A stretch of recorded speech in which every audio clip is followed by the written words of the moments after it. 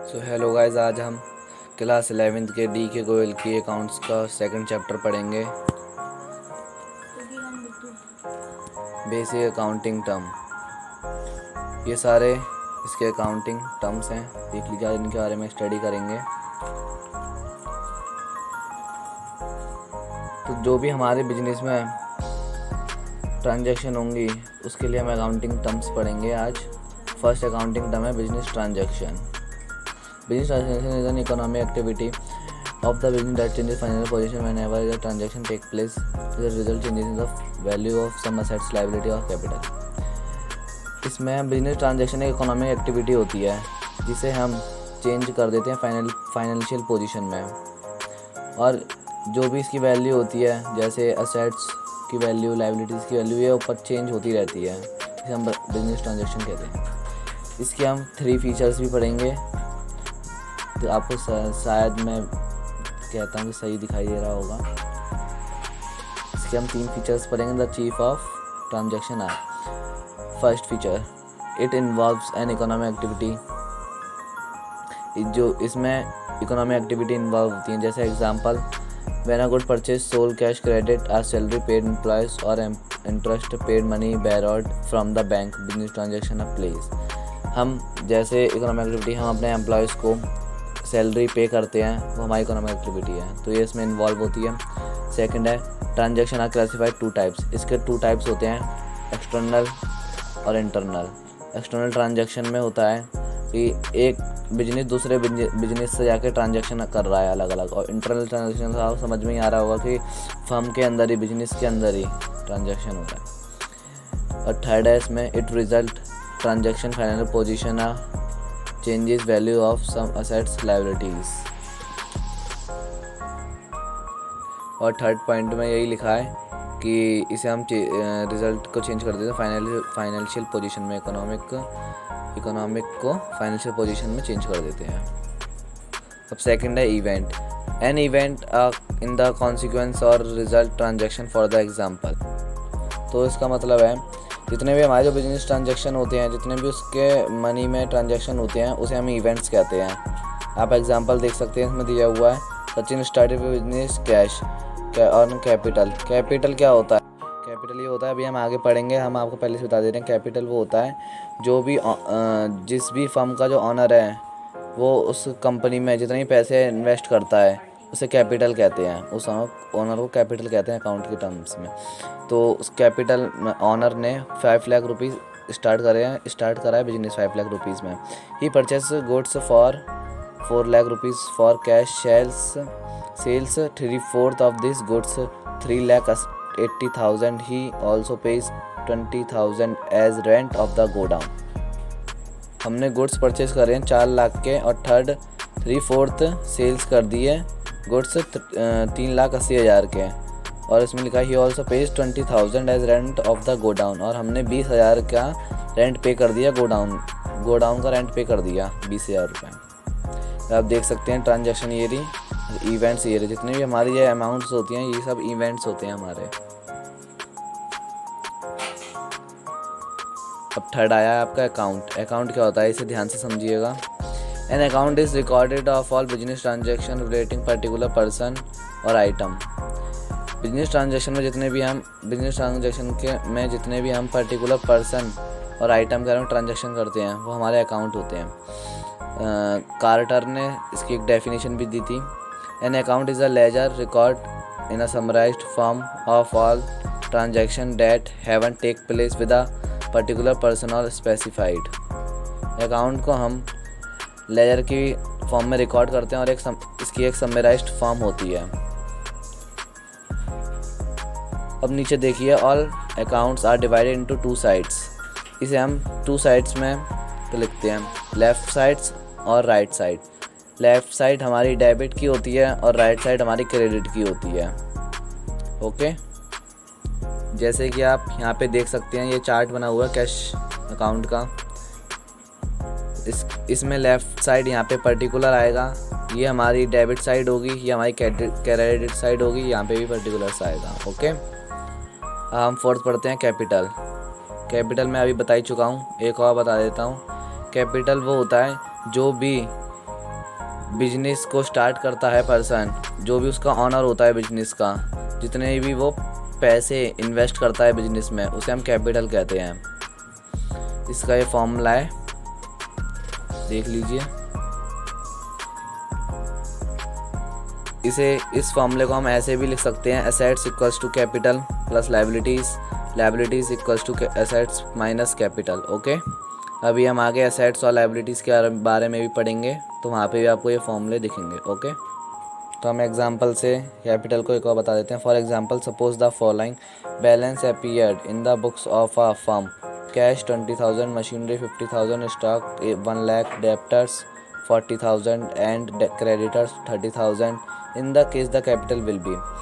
Capital हमने cash को plus कर दिया 20,000, मशीनरी को प्लस कर दिया 50,000, स्टॉक को प्लस कर दिया, डेप्टर्स को प्लस कर दिया, क्रेडिटर्स को प्लस कर दिया, सॉरी क्रेडिटर्स को माइनस कर दिया।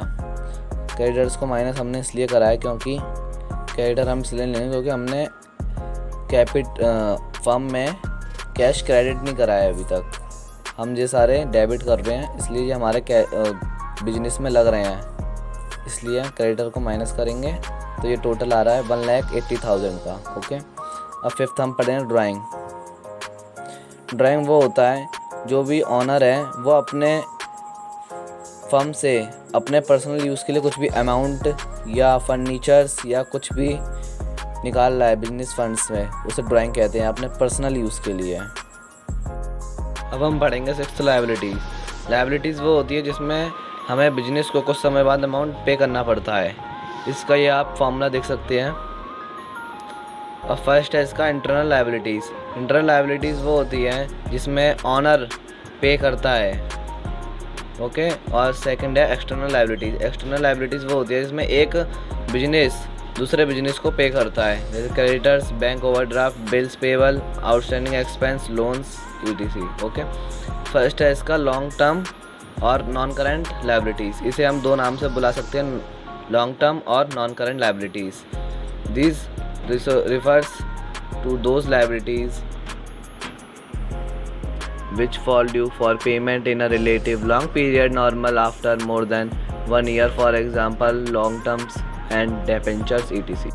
ये वो लायबिलिटीज़ होती हैं जिसको हम कुछ टाइम बाद पे करते हैं। और सेकंड है करंट लायबिलिटीज़। ये वो लायबिलिटीज़ होती हैं जिसको हम आफ्टर 3 या 4 डेज़ में हम पे कर देते हैं। शॉर्ट टाइम्स होते हैं, शॉर्ट टाइम में हम इसे पे कर देते हैं, जैसे outstanding expense and short time loans. अब सेवेंथ हम पढ़ते हैं एसेट्स। एसेट्स ये होता है बिजनेस में हम किसी भी चीज़ या गुड्स का इन्वेस्ट करते हैं, उसे हम एसेट्स कहते हैं। अब इसकी डेफिनेशन दी थी फाइने एंड मिलर ने। Assets are future economic benefit the rights of which are owned or controlled by an organization or individual। assets हमें फ्यूचर बेनिफिट देती है। और एक और दी थी प्रूफ R.N. एंथनी ने। assets are valuable resources owned by a business which are accurate at a measurable person money cost। assets हमारी valuable resources भी होती है। अब इसके हम 3 मेन करेक्टरिस्टिक्स पढ़ेंगे। The resources must be valuable, ये वैल्यूएबल होती है। The resources must be own by business, the resources must be accurate, measurable money cost.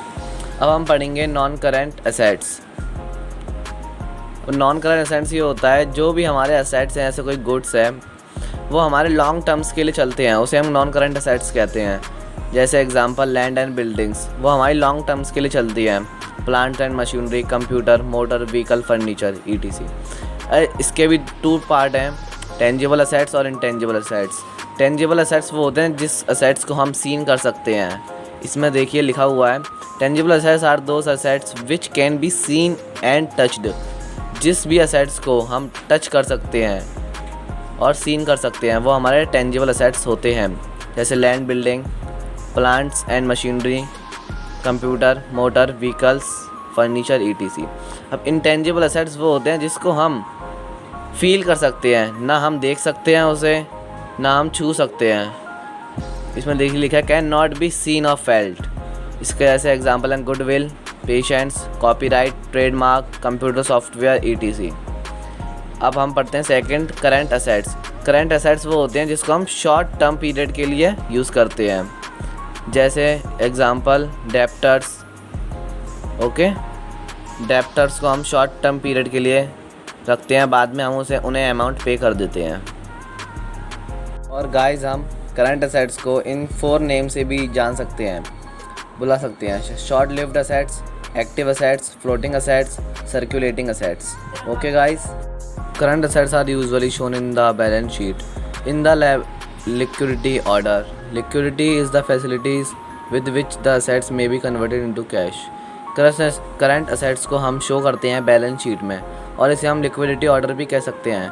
Liquidity order को हम कन्वर्टेड इनटू कैश, हम कैश में कन्वर्टेड कर सकते हैं। अब हम थर्ड पढ़ते हैं फ्रैक्शंस और नॉमिनल असेट्स। ये वो असेट्स होते हैं जिसको हम can not be realized in cash और no further benefits can be drive from this assets. इसको हम रियलाइज नहीं कर सकते कैश में और नो फर्दर बेनिफिट्स में। ओके, अब हम 8th पढ़ते हैं capital receipts and revenue receipts. ये वो असेट्स होते हैं जिनको हम बिग अमाउंट में, कैपिटल असेट्स वो होते हैं जिनको हम बिग अमाउंट में शो करते हैं और नॉन रिकरिंग होते हैं, ये बार बार नहीं होते। जैसे example bank loan.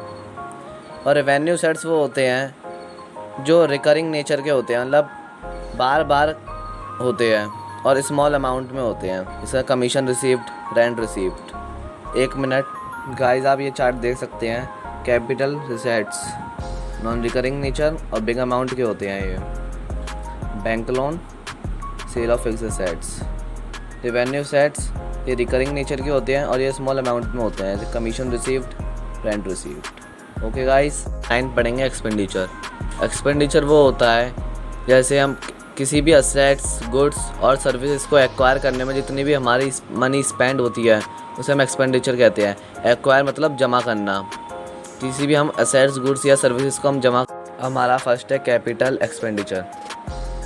Capital expenditure वो होता है कोई भी गुड्स हमारे लॉन्ग टर्म पीरियड्स के लिए बेनिफिट देती है, उसे हम कैपिटल एक्सपेंडिचर कहते हैं। जैसे हमारी कोई भी मशीनरी है वो हमें लॉन्ग टर्म के लिए बेनिफिट देगी, लॉन्ग टर्म पीरियड के लिए हमें बेनिफिट देगी। हमारा खर्चा तो होगा उसमें, बट एक ही बार होगा, वो हमें लॉन्ग टर्म पीरियड के लिए बेनिफिट देगी। सेकंड है रेवेन्यू एक्सपेंडिचर। रेवेन्यू एक्सपेंडिचर वो होता है जो हमारा एक बार खर्च हो गया तो हो गया, अब वो हमें कोई बेनिफिट भी नहीं देता। जैसे goods sale, salary, rent, electricity charges, छोटे मोटे चार्जेस भी हैं वो रेवेन्यू एक्सपेंडिचर में आते हैं। अब हम थर्ड पढ़ेंगे डिफर्ड रेवेन्यू एक्सपेंडिचर। ये वो एक्सपेंडिचर होते हैं जो हमें लॉन्ग टर्म पीरियड के लिए बेनिफिट देते हैं, जैसे 3 to 7 ईयर्स के लिए हमें बेनिफिट देते हैं, और ये रेवेन्यू नेचर के होते हैं। अब हम 10th पढ़ेंगे एक्सपेंसेस। एक्सपेंसेस वो होते हैं जो हमें, जैसे हम कोई भी गुड्स या कुछ भी परचेज़ कर रहे हैं, उसमें जितना भी हमारा खर्चा होता है उसे हम एक्सपेंस कहते हैं। जैसे गुड्स को सेल करने में, परचेज़ करने में, अमाउंट रेंट पे करने में, कमीशन पे करने में, सैलरी पे करने में, एडवर्टीज़मेंट अमाउंट पे करने में। ओके, अब 11th है इनकम। इनकम वैसे गाइस आप लोग जानते ही होंगे, लेकिन मैं फिर एक और बता देता हूँ। इसे हम एग्जांपल से समझेंगे। जैसे हमारे कोई भी गुड्स सामान है, उसे हमने 4 लाख में परचेज़ करा था किसी से, अब हम उसे सेल कर रहे हैं 5 लाख में, जो 1 लाख बचेगा वो हमारा इनकम होगी, वो हमारी। अब प्रॉफिट भी 12th है प्रॉफिट भी इनकम की तरह ही है। टोटल रेवेन्यू में से माइनस कर दो टोटल एक्सपेंस, तो हमारा प्रॉफिट निकल आएगा। ऐसे ही हमारा इनकम का ये फॉर्मूला था। इनकम में टोटल रेवेन्यू में से माइनस कर दो टोटल एक्सपेंस, तो हमारा इनकम निकल आएगा। अब गेन क्या होता है, जो भी हमारी, जैसे हमारी कोई भी एक बिल्डिंग है, हमने 1 लाख की है, वो कॉस्ट उसकी 10 लाख की है, सॉरी, हमने उसे 12 लाख में सेल कर दिया, जो 2 लाख का अमाउंट बचेगा वो हमारा गेन होगा, हमें फ़ायदा होगा उस चीज़ का। तो ये इनकम, प्रॉफिट और गेन एक जैसे ही हैं। और लॉस भी मतलब वही चीज़ है। अगर हमारी कोई 10 लाख की चीज़ है, तो अगर हमारी वो 8 लाख में बिक रही है तो 2 लाख का हमारा वो लॉस होगा। अब हम 15 पढ़ते हैं परचेज़। कुछ भी गुड्स हम खरीदेंगे, कोई भी गुड्स, सामान, फर्नीचर, जो भी हम चीज़ खरीदते हैं उसे हम परचेज़ कहते हैं। और परचेज़ रिटर्न उसका उल्टा होता है। जैसे हमने कोई भी चीज़ परचेज़ करी, हमें उसमें कुछ, जैसे हमने एग्जांपल देते हैं आपको, जैसे हमने कोई बल्ब 12 बल्ब परचेज़ करे, उसमें से 2 बल्ब डिफेक्टेड निकले, तो हमने वो बल्ब जिससे हमने परचेज़ करे थे उसे वापस लौटा दिए, तो उसे हम परचेज़ रिटर्न कहेंगे। सेल्स, जैसे हमने कोई से भी एग्जांपल से समझते हैं, जैसे हमारा कोई गुड्स है, हमने उसे सेल करा, अब किसी भी हमारे जो कोई भी हमारा कस्टमर है उसे वो गुड्स पसंद नहीं आया, तो वो हमें वापस लौटा देगा, उसे हम सेल्स रिटर्न कहेंगे। और सेल्स हम उसे कहेंगे जो हमारा गुड्स है हमने सेल कर दिया, उसे हम सेल कहेंगे। अब हम 17 पढ़ते हैं, स्टॉक और स्टॉक इन ट्रेड। इस वीडियो बहुत लॉन्ग हो रही है, अब 17 से हम पार्ट 2 में पढ़ाएंगे। गाइस प्लीज़ इस चैनल को सब्सक्राइब, और अगर आपको वीडियो पसंद आई हो तो प्लीज़ लाइक और कमेंट ज़रूर करें।